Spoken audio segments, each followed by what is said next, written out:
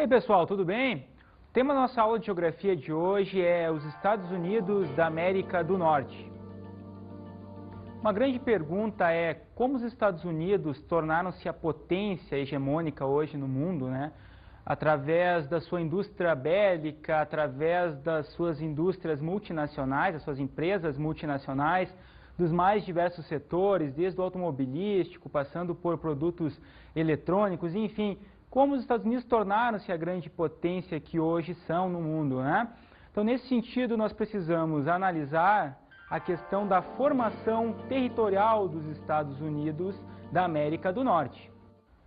Os Estados Unidos, como já estudado anteriormente, nas aulas de história que vocês tiveram aí nas suas diversas escolas, né? Então a gente vai ver que os Estados Unidos da América do Norte eram, na verdade, uma colônia, né, da Inglaterra, e sendo uma colônia, existiam alguns tipos de colonização diferenciadas, né? De um lado eu tinha, mais em relação à parte sul dos Estados Unidos, uma colônia de exploração, principalmente em função da produção de algodão com trabalho escravo africano na sua base, visando o abastecimento da metrópole inglesa, no caso. E de outro lado eu tinha também uma colonização mais em relação à região nordeste dos Estados Unidos, que era uma colônia diferenciada por ser uma colônia de povoamento, ocupando ali o território com imigrantes provindos tanto da Inglaterra quanto de outros países, como a Itália, por exemplo. Então, nesse sentido, essa diferenciação entre os tipos de povoamento no território norte-americano vão acabar ditando, mais ou menos, como vai se dar, né, de que forma vai ocorrer a ocupação do território norte-americano, porque é uma ocupação inicial concentrada principalmente na região nordeste e em algumas faixas da região sul. No período seguinte, a partir de uma influência da religião protestante, ou seja, a religião vai, de uma certa maneira, influenciar os ditames migratórios, ou seja, é uma população que vem de países que praticam a religião protestante, religião essa que tem na sua base uma questão diferenciadora em relação à religião católica, por exemplo, que era praticada em boa parte da Europa, no sentido de que a religião protestante não condena a questão do lucro, ou seja, o lucro é uma coisa bem-vinda, né? Quer dizer, eu trabalho, né? Eu me sustento a minha família, eu trabalho com bastante afinco, com bastante vontade, então eu vou ganhar riquezas em cima desse trabalho.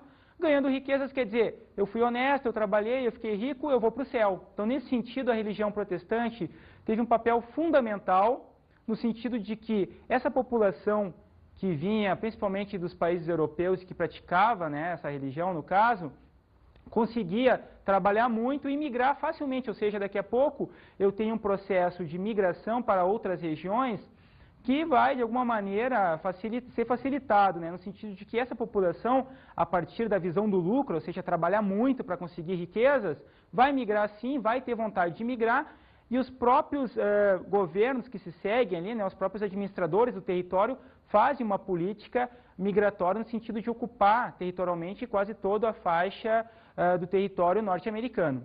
Mas nesse sentido, pessoal, então ocorre a conquista do oeste, né, pegando o mapa dos Estados Unidos, mais a oeste a gente vai ter uma ocupação via mineração. Então, muito imigrante que vinha da Europa, né, se instalava inicialmente ali na região nordeste, principalmente em aquelas cidades crescentes como Nova York, e resolve migrar depois para o meio oeste, depois para a costa oeste, obviamente, em função daquelas políticas norte-americanas lá, que mais ou menos ocorriam assim, né?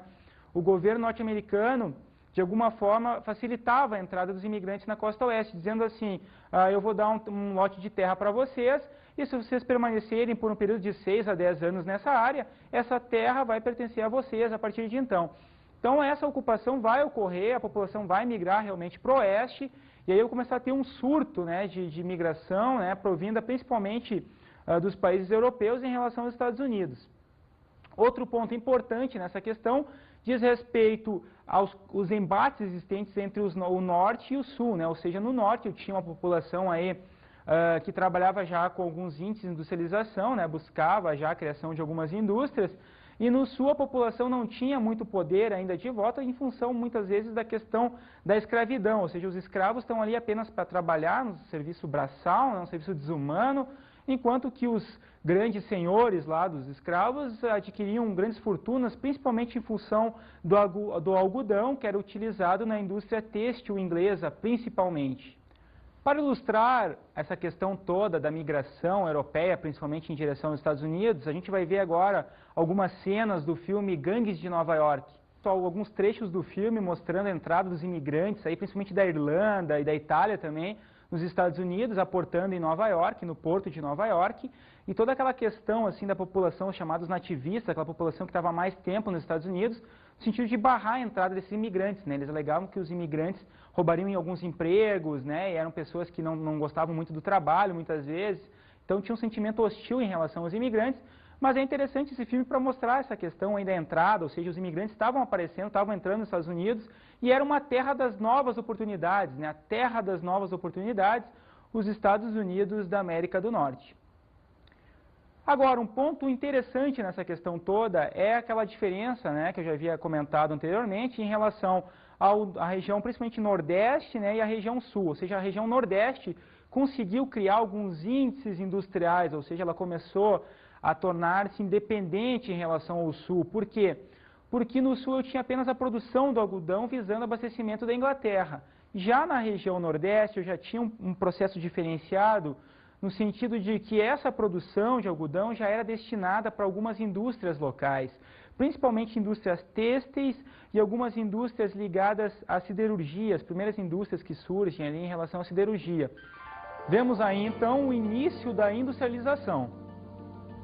Nesse sentido, então, para mim poder desenvolver a minha indústria, né, gerar ali novos postos, novas indústrias, tanto têxteis quanto siderúrgicas, são as indústrias iniciais, digamos assim, porque eram aquelas indústrias que ocorreram inicialmente lá na primeira Revolução Industrial na Inglaterra. Eu tinha que ter um fator principal na indústria para poder gerar a energia necessária para movimentar as máquinas ali, a vapor principalmente, que é a questão do recurso energético principal, que era o carvão na época, né? Então, nesse sentido, o carvão era quase que abundante, né? Principalmente naquela região ali, próxima à região Nordeste, a região dos Grandes Lagos, e também nos Montes Apalaches, onde eu encontrava o carvão quase que localizado a céu aberto. Então, os Estados Unidos, de alguma maneira, principalmente em relação à região Nordeste do país, prospectavam, ou seja, buscavam aquele recurso, no caso o carvão, e abasteciam aí principalmente a questão da indústria têxtil. E ao mesmo tempo o carvão servia, obviamente, para movimentar aquelas máquinas na vapor em relação a principalmente a questão férrea, né? Ou seja, aquelas linhas de trem que começavam a ser criadas para interligar a produção nortista, né, na região Nordeste principalmente, em relação aos pontos da região Oeste, ou seja, tentar interligar o território, né, criar pontos dentro do território norte-americano, né, para fazer com que as mercadorias consigam fluir, ou seja, as populações vão acabar consumindo esses produtos da indústria têxtil, né, vão consumir roupas, calçados, enfim, uma série de produtos que são gerados a partir da indústria têxtil, e nesse sentido eu vou ter uma expansão industrial a partir dessa região prioritária, que é, no caso, a região Nordeste dos Estados Unidos, região essa que até hoje é a região mais industrializada não só dos Estados Unidos, mas, pasmem pessoal, do mundo. É a região mais industrializada do mundo, a região Nordeste dos Estados Unidos da América do Norte. Podemos ver então nesta fase o surgimento da indústria de base. No caso, então, essa indústria que começa a crescer nos Estados Unidos, né, começa a expandir a indústria têxtil e siderúrgica, eu vou ter também, ao mesmo tempo, um fortalecimento de uma classe, né? Aquela classe que começou na Europa a ter um poder em relação, principalmente em relação à monarquia, né? Eles acabaram derrubando muitas vezes os reis do poder, E nos Estados Unidos não vai ser diferente, a gente vai ter um fortalecimento dessa categoria, né, dessa classe social, no caso a burguesia, né, os burgueses, aqueles capitalistas que investem na produção industrial principalmente, e a partir dos lucros que obtêm começam a ter uma vida aí extremamente fácil, no sentido de ter uma série de benesses, né, poder viajar, poder se vestir bem, enfim, é o capitalismo já começando a mostrar realmente a sua face nos Estados Unidos, né, o país hoje que é uma grande potência, e que naquele período histórico ali, né, de início dessa industrialização, vai ter um fortalecimento, obviamente, dessa burguesia, e essa burguesia vai acabar, de alguma forma, expandindo ao mesmo tempo os seus investimentos. Então, nesse sentido, essa burguesia vai acabar criando, né, uma indústria que vai se desenvolver, né, vai ver que tem vários setores da indústria norte-americana sendo criados, obviamente, naquele momento. A questão toda da matriz energética associada ao carvão vai me dar a possibilidade de expandir ao mesmo tempo as cidades, ou seja, cidades como Nova York, que é uma cidade portuária localizada na região nordeste dos Estados Unidos, ela vai, obviamente, ter um crescimento muito grande, não só em função da imigração dos europeus, principalmente, mas também em função dos índices industriais presentes tanto em Nova York quanto em cidades próximas que começam a crescer realmente em função da participação das indústrias nessas áreas. Vejamos então os principais setores industriais norte-americanos. A indústria norte-americana ela é bastante diversificada hoje, na atualidade, né? Fruto daquele período de investimentos lá da burguesia e tal, que acaba de alguma forma expandindo não só a questão dos tipos de indústria, mas também a questão urbana, ou seja, as cidades começam a se aprimorar em relação aos investimentos, né, em infraestrutura urbana, a melhoria das cidades como um todo. Então, nesse sentido, eu vou ter ao mesmo tempo uma população que vai se qualificar para o trabalho também, e que vai fazer com que os tipos de indústria se diversifiquem, né? Ou seja, daqui a pouco eu tenho uma série de indústrias norte-americanas importantes, já mesmo a partir aí de 1850 em diante, né, quando os Estados Unidos tomam a dianteira naquelas revoluções industriais, ou seja, a partir da segunda revolução, os Estados Unidos tomam a dianteira e começam a desenvolver uma série de indústrias, né, dos mais diversos tipos, né, desde a indústria de bens de consumo, né, que é uma indústria forte realmente, com uma série de produtos, né, desde tênis, né, marcas de bebidas famosas, aí quem não conhece aquela marca famosa de refrigerante, não preciso nem dizer, né, que é fabricado nos Estados Unidos e está mundo afora espalhado. Ao mesmo tempo, eu vou ter um fortalecimento de setores importantes, principalmente em relação à indústria automobilística norte-americana, né? Ou seja, são marcas que estão espalhadas hoje pelo mundo todo, presentes aí em mais de 100 países, para vocês terem uma ideia, pessoal.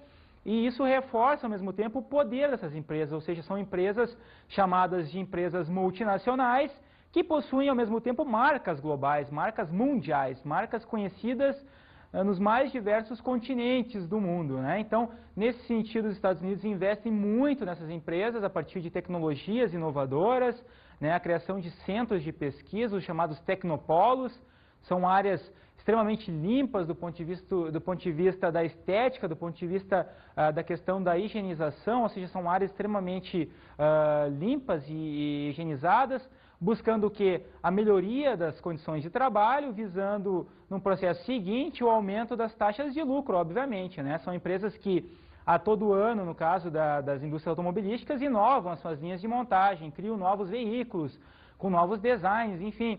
Existe toda uma preocupação tecnológica, né? E um investimento na matéria-prima, um investimento na mão de obra também, tentando qualificar ela para o trabalho, visando, obviamente, a melhoria e a conquista de novos mercados, né? Vamos ver agora, então, a indústria cultural norte-americana, né? A indústria, no caso, não é só aquela indústria que produz bens, no caso, bens duráveis, automóveis, né? Roupas, bebidas, enfim, mas também hoje a gente estuda em geografia a questão da participação da indústria cultural, ou seja, de que forma o cinema, por exemplo, vai acabar influenciando a forma como as pessoas consomem, no caso, produtos industriais. Então, nesse sentido, a indústria cultural norte-americana ela acaba se estabelecendo como hegemônica também, ou seja, ela está presente em boa parte dos países, principalmente ocidentais, né? Uma indústria forte que tem como eixo principal, no caso do cinema, a cidade de Hollywood, né? Um importante centro de efervescência em relação ao cinema. Para ilustrar esse tema, pessoal, vamos ver alguns trechos agora do filme O Jogador. Vocês viram aí no filme, né, alguns trechos mostrando essa influência norte-americana, ou seja, como, inclusive, os diretores de Hollywood, de alguma forma, manipulam as informações, criam algumas cenas ou algumas mensagens subliminares, né, aquelas mensagens que daqui a pouco o telespectador ou a pessoa que está assistindo o filme não vai se dar conta, mas vai ser influenciada, talvez induzida a comprar ou a consumir alguma coisa. Então, nesse sentido, o filme ilustra bem a questão da produção cinematográfica de Hollywood, visando manipular e, ao mesmo tempo, influenciar a questão cultural, ou seja, expandir a cultura norte-americana para os mais diversos países, principalmente países do Ocidente. Outro fator importante da questão da influência norte-americana hoje diz respeito ao esporte, né? O esporte norte-americano é extremamente profissionalizado, ou seja, existe toda uma rede, uma preocupação, ao mesmo tempo logística, uma preocupação do marketing, uma preocupação da formação dos atletas em centros altamente qualificados, altamente especializados, e nesse sentido, o investimento tanto dos governos quanto de empresas, né, que investem em marketing nesses grupos, nesses times, por exemplo, da NBA, né, a Liga Norte-Americana de Basquetebol Profissional, ela movimenta muitas cifras, né? A pesquisa toda no sentido de buscar novos talentos, jogadores que até então estudavam em algumas universidades e ganham bolsas para estudar nas universidades, visando, obviamente, não fortalecer ele, não dá, eu vou dar uma qualificação para esse jogador, não. O objetivo principal daqui a pouco é o quê?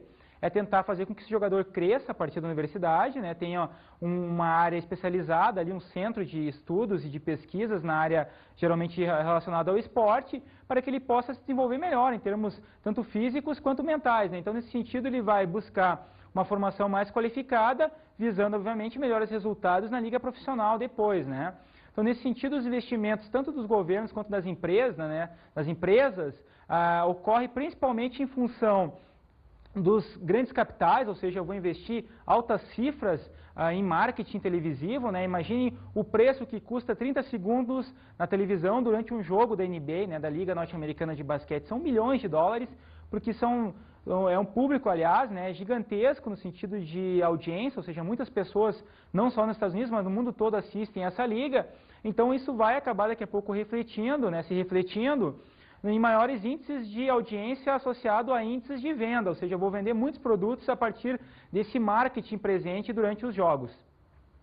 Ao mesmo tempo, a gente tem aí em períodos de Olimpíadas, por exemplo, a participação da equipe norte-americana na maioria dos esportes, né? Os Estados Unidos eles têm uma tradição em quase todos os esportes, e em quase todos os esportes que eles praticam em relação às Olimpíadas, eles conseguem medalhas, ou seja, eles conseguem índices altamente competitivos a partir de investimentos, né, da questão do Estado, ou seja, o Estado fortalece essas equipes em todos os setores, pode ser no vôlei, pode ser na natação, enfim, nos mais diversos esportes olímpicos, fortalecendo, obviamente, o quê? Por que uma nação como os Estados Unidos investe muito em esporte, né?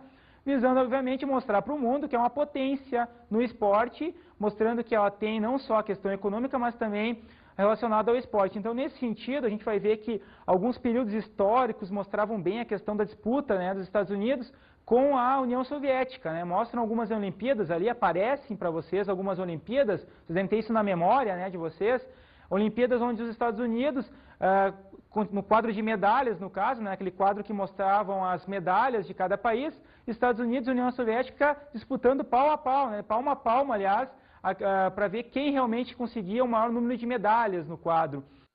Outro fator importante dessa influência norte-americana em relação aos países do mundo diz respeito ao estilo de vida norte-americano, né?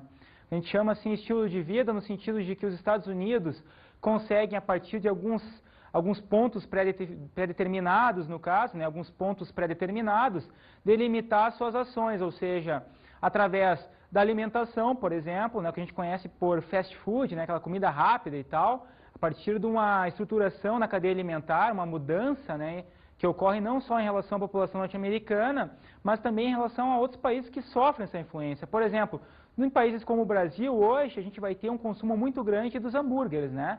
Na verdade, é uma comida tradicional norte-americana que foi adaptada, que foi adotada por países periféricos como o Brasil, no caso. Então, nesse sentido, a influência do estilo de vida norte-americano é muito grande, né? Através do cinema, através do esporte, né? Através dos hábitos alimentares, através da língua, enfim, uma série de processos associados, né? Então, nesse sentido, um fator importante associado à questão da influência cultural norte-americana diz respeito à utilização desses modelos, né, desses padrões alimentares, por exemplo, a questão das marcas norte-americanas que aparecem aqui hoje no Brasil, de refrigerante, por exemplo, que crianças de 5, 6 anos já começam a associar essas marcas sem saber ler e escrever, por exemplo, né, crianças com menos, até com 3 anos, que não sabem ler e escrever, mas conhecem a marca pelo símbolo, né? Ou seja, o símbolo é mais importante nessa influência desse estilo de vida, né, norte-americano, que é cada vez mais presente em países periféricos. No Brasil, principalmente, um grande exemplo assim, dessa influência nesse estilo de vida. Os jovens hoje, na maior parte das rádios que eles escutam, né, vocês podem analisar que a influência da música norte-americana é muito grande hoje. Isso é um estilo de vida. O rock and roll, né, por exemplo, é um estilo de vida que surgiu nos Estados Unidos. É um modo de vida, né? Pô, mas o rock and roll não é uma música, mas tem um estilo que é criado em torno dele, né? As roupas características dos roqueiros, a forma como as pessoas se vestem, a forma como elas falam, enfim, as gírias, tudo isso é meio que copiado, é meio que imposto, é meio que exportado para os países periféricos, e o Brasil é um grande exemplo de nação que copia este modelo de vida, né, esse estilo de vida norte-americano. Nesse sentido, ocorre uma grande influência da língua inglesa. Podemos ver então, pessoal, que o Brasil também sofre essa influência, né? Então, nesse sentido, a gente vai ver agora uma enquete na rua aí, né? Trabalhando a questão assim, se as pessoas sabem o que significam algumas palavras em inglês. Então, roda aí pra gente ver, vai aí.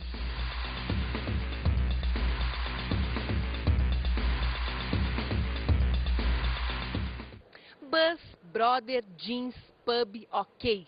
A língua inglesa está muito presente no nosso dia a dia, mas será que a galera sabe qual é o significado delas? Uma coisa, você sabe qual que é o significado de backwash? Backwash, acho que é voltando para água, alguma coisa parecida. Big, Grande. e-mail, E-mail. Uma carta enviada por computador, pela internet. fast food, Sim, comida rápida. não, stars, Estrela. bus, facinho, Ônibus. brother, Irmão. Vocês viram aí, né, pessoal, a influência norte-americana é muito grande nas palavras hoje, principalmente os jovens, né, utilizam gírias em inglês, é bus, não sei o que, vou pegar um bus, não vou pegar um ônibus, né, então a influência é muito grande e essa influência vai se reproduzir, né, vai acabar reproduzindo a questão do consumo, ou seja, eu consumo marcas norte-americanas, eu consumo o estilo de vida norte-americano, né, eu tento copiar a língua, ao mesmo tempo vocês vão ver que os cursos de língua inglesa são muito fortes. Uma comparação, por exemplo, com a língua espanhola mostra que a língua espanhola fica em segundo plano, né? Nós estamos num continente aqui, numa área, no caso, da América do Sul, da América Latina, que tem como língua oficial, assim, ou pelo menos a maior parte dos países utiliza a língua espanhola. E, no entanto, o Brasil, por ter uma língua portuguesa e, ao mesmo tempo, uma influência muito grande dos Estados Unidos, acaba adotando como segunda língua, né, a questão da língua inglesa. Então, os jovens hoje já se preocupam desde cedo, né, os próprios pais influenciam nisso, em escolher a língua inglesa, fazer cursos de língua, e não é por nada que existem muitas escolas que ensinam a língua inglesa aí hoje no Brasil. Outra questão fundamental para entender essa hegemonia norte-americana hoje em relação aos demais países do mundo diz respeito à geopolítica norte-americana, ou seja, como se dá, como ocorrem, né, como ocorrem as ações norte-americanas em relação aos demais países, em relação ao seu próprio território, né? Então, o que é a geopolítica nesse sentido? São as ações do governo norte-americano no sentido de fortalecer principalmente a questão econômica para novos mercados externos e, ao mesmo tempo, a questão militar, né? Os investimentos em novas armas, os investimentos em exércitos, visando dominar outros povos a partir de uma militarização, ou seja, da criação de um exército grande em efetivos, ou seja, o exército norte-americano é o maior exército hoje do mundo em número de homens, né, nos seus exércitos, e ao mesmo tempo é o exército mais bem equipado do mundo, com uma série de ogivas nucleares, carros de combate extremamente sofisticados, né, carros extremamente sofisticados, e ao mesmo tempo uma série de inovações tecnológicas, ou seja, a indústria bélica norte-americana é extremamente versátil, extremamente inovadora nesse sentido e faz com que o país obtenha realmente uma participação importante hoje no mundo. Ele acaba sendo, como muitos historiadores e geógrafos comentam, a chamada polícia do mundo, ou seja, os Estados Unidos, a partir de uma política externa, acabam criando conflitos muitas vezes, né? Um grande exemplo é a guerra do Iraque. E nesse sentido a gente vai ter hoje o quê? O estabelecimento de uma doutrina, né? A chamada doutrina Bush, né? Ou Bush para muitos. O que é a doutrina Bush, pessoal? A partir aí de 90, a partir da década de 90, aliás, quando a gente tem o estabelecimento de um governo, no caso de George Bush pai nos Estados Unidos, né, a gente tem um enfoque principal nesse sentido na busca de conflitos, ou seja, a partir principalmente da geopolítica do petróleo, ou seja, eu vou começar a buscar alguns conflitos em áreas onde o petróleo acaba se estabelecendo como o principal recurso, né, disponível na natureza. E como vocês sabem, obviamente, o petróleo é muito importante hoje para a indústria, é o recurso principal para a movimentação da boa parte da indústria mundial. Nenhuma indústria hoje vive sem o petróleo, né? O petróleo está na cadeia produtiva hoje, participando inclusive na geração de roupas, né, pessoal? Olha um exemplo marcante da presença do petróleo. Com o petróleo hoje eu posso fazer inclusive camisetas, né?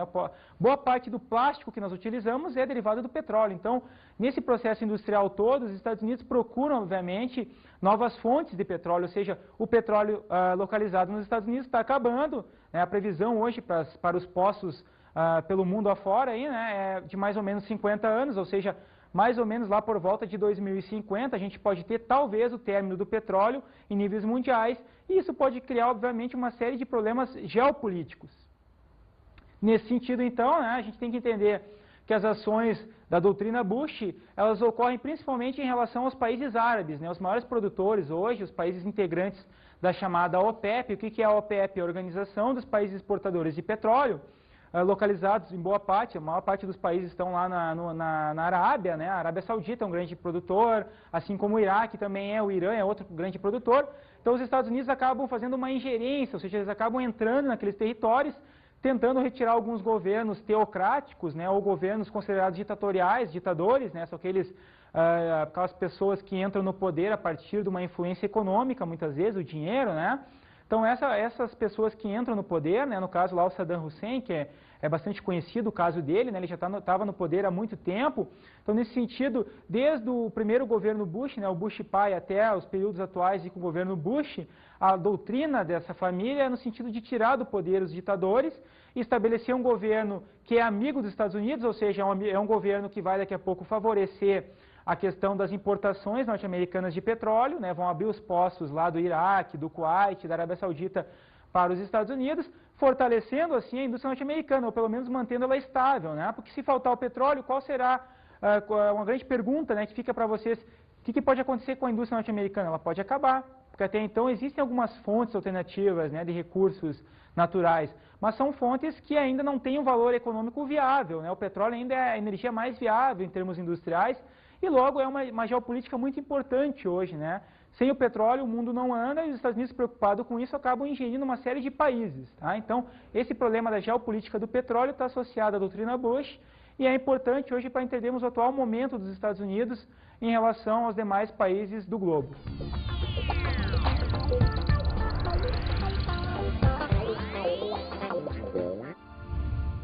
Pessoal, uma dica aí de estudo para vocês aí, para aqueles que têm internet em casa, é interessante procurar em alguns sites aí, né? Sites de procura, o ranking das principais empresas multinacionais do mundo hoje, para realmente visualizar quais são essas empresas e para, no caso, vocês vão ter não existe nenhuma decepção em relação a isso, vocês vão confirmar apenas a grande participação das empresas norte-americanas nesse atual processo aí de globalização, com essa expansão das grandes empresas multinacionais norte-americanas.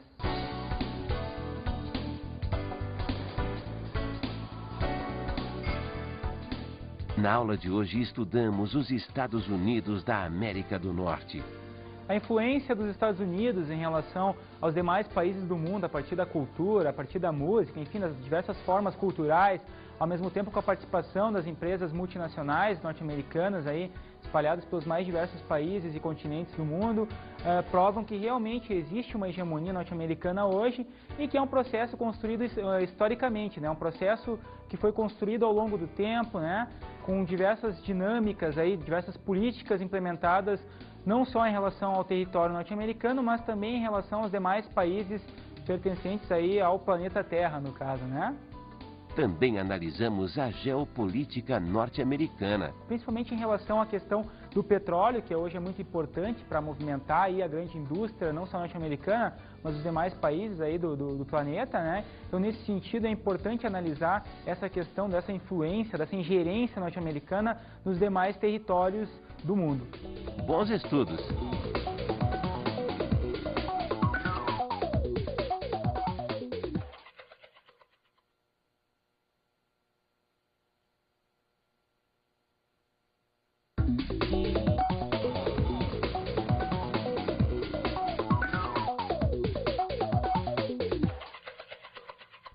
E aí, professor, tudo bem? Uma dica interessante de estudo para você trabalhar em aula com seus alunos é pegar a questão do cinema mesmo, né? Mostrar aí diversos filmes, aliás, sobre a questão norte-americana, a influência norte-americana e um estilo, né, de filme, assim, um tipo de filme interessante para trabalhar essa questão diz respeito aos filmes que trabalham a questão da guerra, né? Filmes de guerra que mostram essa questão dos Estados Unidos, por exemplo, em relação aos árabes, né? Os terroristas, geralmente, em guerras, né, em filmes de guerra, são os inimigos, são os bandidos, e o mocinho é o norte-americano, né? O cara que vai fazer as ações, que vai acabar realizando ações para o bem, né? É o bem contra o mal. Então é uma disputa e geralmente os Estados Unidos ganham no final, né? Então é interessante mostrar isso para o aluno, que existe uma influência a partir do cinema e mostra os filmes de guerra, que vai ser bacana, né? Uma atividade interessante para os seus alunos, tá ok? O imigrante que vinha da Europa, né, se instalava inicialmente ali na região nordeste, principalmente em aquelas cidades crescentes como Nova York, e resolve migrar depois para o meio oeste, depois para a costa oeste, obviamente, em função daquelas políticas norte-americanas lá, que mais ou menos ocorriam assim, né? O governo norte-americano, de alguma forma, facilitava a entrada dos imigrantes na costa oeste, dizendo assim, eu vou dar um lote de terra para vocês, e se vocês permanecerem por um período de 6 a 10 anos nessa área, essa terra vai pertencer a vocês a partir de então. Então essa ocupação vai ocorrer, a população vai migrar realmente para o oeste, e aí eu começar a ter um surto, né, de migração, né, provinda principalmente dos países europeus em relação aos Estados Unidos. Outro ponto importante nessa questão diz respeito aos embates existentes entre o norte e o sul, né? Ou seja, no norte eu tinha uma população aí que trabalhava já com alguns índices de industrialização, né? Buscava já a criação de algumas indústrias, e no sul a população não tinha muito poder ainda de voto em função muitas vezes da questão leste dos Estados Unidos, que era uma colônia diferenciada por ser uma colônia de povoamento, ocupando ali o território com imigrantes provindos tanto da Inglaterra quanto de outros países, como a Itália, por exemplo. Então, nesse sentido, essa diferenciação entre os tipos de povoamento no território norte-americano vão acabar ditando, mais ou menos, como vai se dar, né, de que forma vai ocorrer a ocupação do território norte-americano, porque é uma ocupação inicial concentrada principalmente na região nordeste e em algumas faixas da região sul. No período seguinte, a partir de uma influência da religião protestante, ou seja, a religião vai, de uma certa maneira, influenciar os ditames migratórios, ou seja, é uma população que vem de países que praticam a religião protestante, religião essa que tem na sua base uma questão diferenciadora em relação à religião católica, por exemplo, que era praticada em boa parte da Europa, no sentido de que a religião protestante não condena a questão do lucro, ou seja, o lucro é uma coisa bem-vinda, né? Quer dizer, multinacionais, as suas empresas multinacionais, dos mais diversos setores, desde o automobilístico, passando por produtos eletrônicos, enfim, como os Estados Unidos tornaram-se a grande potência que hoje são no mundo, né? Então, nesse sentido, nós precisamos analisar a questão da formação territorial dos Estados Unidos da América do Norte. Os Estados Unidos, como já estudado anteriormente, nas aulas de história que vocês tiveram aí nas suas diversas escolas, né? Então a gente vai ver que os Estados Unidos da América do Norte eram, na verdade, uma colônia, né, da Inglaterra, e sendo uma colônia, existiam alguns tipos de colonização diferenciadas, né? De um lado eu tinha, mais em relação à parte sul dos Estados Unidos, uma colônia de exploração, principalmente em função da produção de algodão com trabalho escravo africano na sua base, visando o abastecimento da metrópole inglesa, no caso. E de outro lado, eu tinha também uma colonização mais em relação à região norte. Eu trabalho, né, eu me sustento a minha família, eu trabalho com bastante afinco, com bastante vontade, então eu vou ganhar riquezas em cima desse trabalho. Ganhando riquezas quer dizer, eu fui honesto, eu trabalhei, eu fiquei rico, eu vou para o céu. Então, nesse sentido, a religião protestante teve um papel fundamental no sentido de que essa população que vinha principalmente dos países europeus e que praticava, né, essa religião, no caso, conseguia trabalhar muito e migrar facilmente, ou seja, daqui a pouco eu tenho um processo de migração para outras regiões que vai, de alguma maneira, ser facilitado, né, no sentido de que essa população, a partir da visão do lucro, ou seja, trabalhar muito para conseguir riquezas, vai migrar sim, vai ter vontade de migrar, e os próprios governos que se seguem ali, né, os próprios administradores do território, fazem uma política migratória no sentido de ocupar territorialmente quase toda a faixa do território norte-americano. Mas nesse sentido, pessoal, então ocorre a conquista do oeste, né, pegando o mapa dos Estados Unidos, mais a oeste a gente vai ter uma ocupação via mineração. Então, muito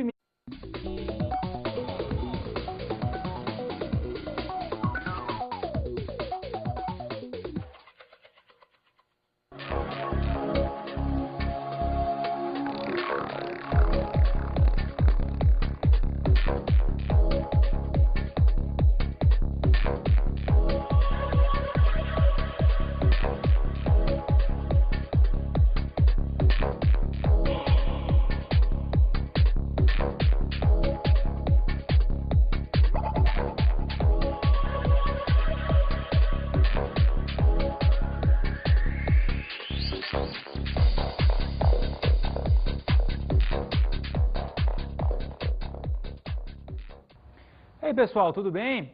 O tema da nossa aula de geografia de hoje é os Estados Unidos da América do Norte.